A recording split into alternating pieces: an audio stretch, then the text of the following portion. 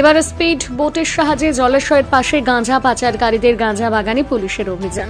ত্রিপুরার বর্তমান বিজেপি সরকার নেশামুক্ত ত্রিপুরা করার জন্য আপ্রাণ চেষ্টা চালিয়ে যাচ্ছেন, কিন্তু একাংশ নেশা পাচারকারীদের জন্য ত্রিপুরাকে নেশামুক্ত রাজ্য করতে পারছে না সরকার।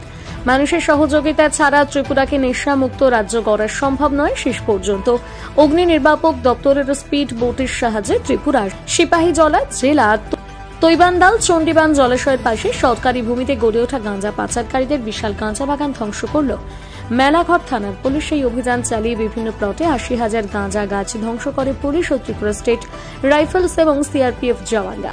এদিনের অভিযানে ছিলেন মেলাঘর থানার ওসি দেবাশিস শাখা সহ ত্রিপুরা স্টেট রাইফেলস জওয়ান এবং সিআরপিএফ জওয়ানরা। মেলাঘর থানার পুলিশ গোপন খবরের ভিত্তিতে অভিযান চালায় বলে জানিয়েছে ওসি দেবাশিস সাহা। আজকে আমরা গোপন খবরের ভিত্তিতে তৈবান্দাল চণ্ডীবান যে লেক আছে, লেকের পারে অনেক পরিমাণ গাঁজা চাষ করা হয়েছে। ওই ইনফরমেশনের ভিত্তিতে আমরা ফায়ার সার্ভিসকে সহযোগিতায় বুটে করে লেকের এই পার থেকে ও পারে এসে আমরা গাঁজা ডিস্ট্রাকশন অভিযান চালাই। গাঁজা ডিস্ট্রাকশন অভিযানকালে আমরা প্রায় ৮০,০০০ গাঁজা গাছ ডিস্ট্রয় করি।